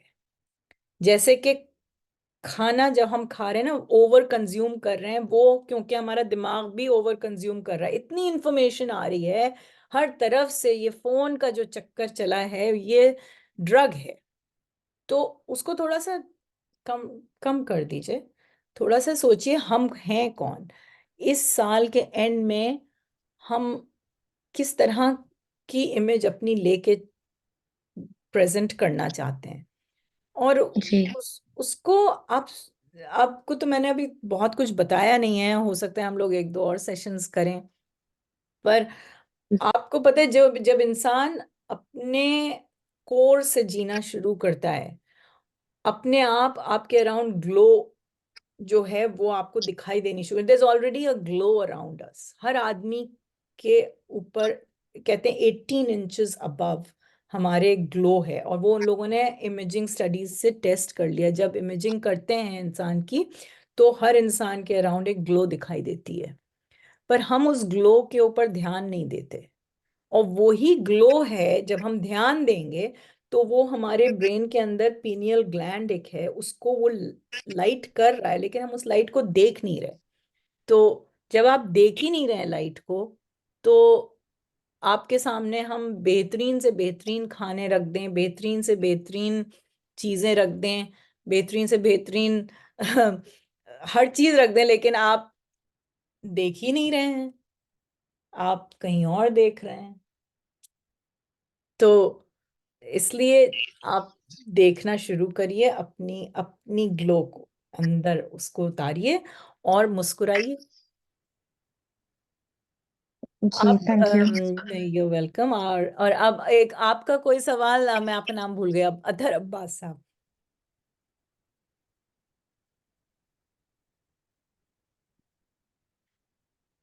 चलिए, तो खैर फिर चलिए, उम्मीद है आज के सेशन के बाद कुछ आप लोगों को इससे थिंकिंग थोड़ी डिफरेंट हुई होगी और समझ में आया होगा कि डायबिटीज़ क्यों हो रही है, और खानों का किस तरह से कंट्रोल करें और किस तरह से हम अपनी हैबिट्स को ठीक करें। और मैं ज़रूर सुनना चाहूँगी आप लोगों से, आप मेरी ईमेल आपने ले ली होगी, कि आप लिखें मुझे और बताएं कि आप क्या चेंजेस कर रहे हैं, और नेक्स्ट सेशन में हम लोग किस बारे में बात करें। Definitely ma'am, and thank you so much, it was very inspiring. Informative तो डेफिनेटली था ही, बट बहुत इंस्पायरिंग था। चलिए, and let's see, I will definitely mail you. बिल्कुल बिल्कुल। देखिए, और फिर आप, you will be a different person altogether, मतलब not a different person actually, जो आप असल में हैं वो आप शाइन आउट कर जाएंगी जब आप जी, अपने रुख बदलेंगी, है ना, गाड़ी को पटरी पर लाएंगी और चलना शुरू करेंगी उस डायरेक्शन में जिस डायरेक्शन में आपको जाना चाहिए। तो आज ये मौका मिला और इस मौके को हाथ से ना जाने दें। जी, ठीक है thank you Ruby so ma'am, आप कुछ और कहना चाहेंगी बिफोर हम लोग बंद करें इसको? Thank you so much, ma'am, for this lovely session. It's very fruitful and wonderful. Mummy side में बैठी हैं, थोड़ा शाई फील कर रही है। नहीं, कोई बात पूरे नहीं, मेरा टाइम सलाम साथ में कहिए। थी और सुन रही अच्छा, थी। कुछ उनको फायदा हो। मैं नेक्स्ट ये मीटिंग में कहूंगी कि कोई फिक्र परेशानी करने की जरूरत नहीं है। जब आपके पास, आप एक घर के अंदर बैठी हैं, रोटी कपड़ा मकान जिसके पास है उसको तो कोई परेशानी की बात ही नहीं, क्योंकि इस वक्त दुनिया में कितने लोग हैं जिनके पास वो ही नहीं है। तो हर वक्त, हर लम्हा इस वक्त जो हमें दिया है ऊपर वाले ने, वो शुक्र करने के अलावा और हमारे जबान पे कुछ भी नहीं होना चाहिए। जी जी और जैसे ही आपका ख्याल नेगेटिव की तरफ जाए, आप फौरन अपने आप को जगा लीजिए, क्योंकि वो गफलत के ख्यालात हैं। नेगेटिव ख्यालात जो हैं वो गफलत के हैं, वो सोए हुए इंसान के हैं, वो गाड़ी पटरी से उतरे हुए इंसान के ख्यालात हैं। जो इंसान शुक्रगुजारी में और अल्लाह की, ऊपर वाले की रहमतों का ध्यान जिसको है, उसको परेशान होने की जरूरत ही नहीं है। जो भी हालात हों वो ही अच्छे हैं, सब अच्छा है। और जब इंसान इस तरह सोचना शुरू करता है तो अपने आप ऐसा लगता है जैसे कि टॉर्च हमको दिखाई दे दिया, हमें फिर सिर्फ अच्छी चीजें दिखाई देती हैं, और हमारा ध्यान जाता ही नहीं फिर कहीं और। क्योंकि जैसे ही आपका ध्यान फिक्रों की तरफ जाएगा, वैसे ही आपकी गाड़ी उतर जाएगी पटरी से, और वैसे ही आपके डिसीशंस, आपकी चॉइसेस, आपका खाना, आपका सोना, आपका बात करने का तरीका, वो सब फिर वैसे ही हो जाता है जो कि कुन जहन इंसान का होता है, जिसके दिमाग चल ना रहा हो। लेकिन जिसका दिमाग चल रहा है, उसको स्टीफन हॉकिंस की तरह से ही सोच सकता है। वो सिर्फ क्रिएटिव ही हो सकता है, वो सिर्फ इन्फ्लुएंस ही कर सकता है, वो सिर्फ अच्छे डिसीजंस ही ले सकता है। उसको कोई रीजन ही नहीं है कि वो अपने अंदर कोई नुकसानदेह पॉइजनस चीज मुंह तक आने भी दे, ना मुंह के अंदर जाए ना मुंह के बाहर निकले, क्योंकि नेगेटिव ख्यालात, नेगेटिव अल्फाज जहर है। उनको निकालना भी जहर है, उनको रखना भी अंदर जहर है।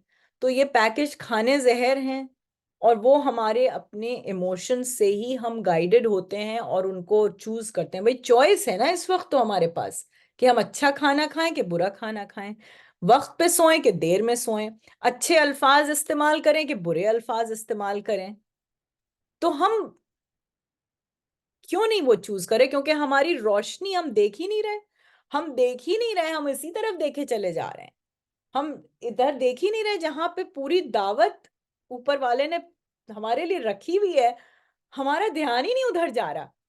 तो जब ध्यान ही नहीं उधर जा रहा तो हम जहर की तरफ बढ़ते चले जा रहे हैं, हमारी जिंदगी जहरीली होती चली जा रही है, और वो दिखाई दे रही है हमारे मोटापे में। कैसी लगी मेरी ये बात? बहुत कड़वी तो नहीं लगी?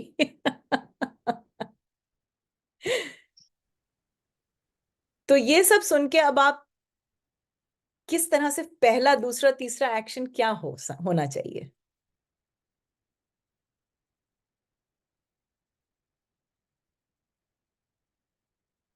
रूबी मैम, आप कुछ बोलेंगे?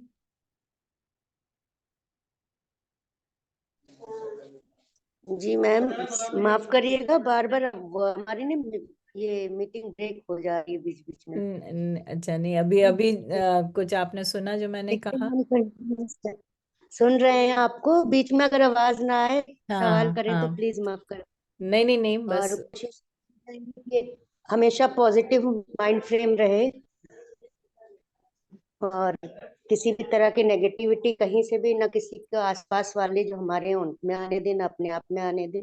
वर्ड्स जो रहे वो भी उसी वे में बोले जो चाह रहे हैं लाइफ में आगे बेहतर, देखिए, चाहे हेल्थ नेगेटिविटी पॉइंट। तो आएगी, क्योंकि एक तो आदत अगर बन गई है तो इंस्टेंटली नहीं बदलेगी, आदतें बदली जाती हैं धीरे धीरे। आदत आपको अपने आप को ट्रेन करना पड़ेगा, जैसे कि एक एथलीट होता है या बच्चा, समझ लीजिए जो नया बच्चा होता है, जब वो चलना सीख रहा होता है तो गिरता है कई बार, लेकिन वो उठ के फिर चलने लगता है।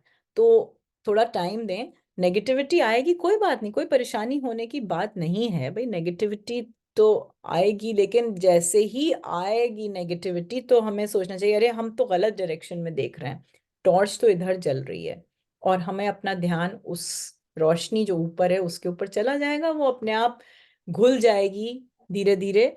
और इंसान है, आप हर वक्त नहीं हंस सकते, हर वक्त नहीं आप खुश रह सकते, परेशानी होगी कभी तो उसमें आदमी परेशान भी होगा, लेकिन उस परेशानी को अपना मेन रास्ता नहीं बनाना चाहिए।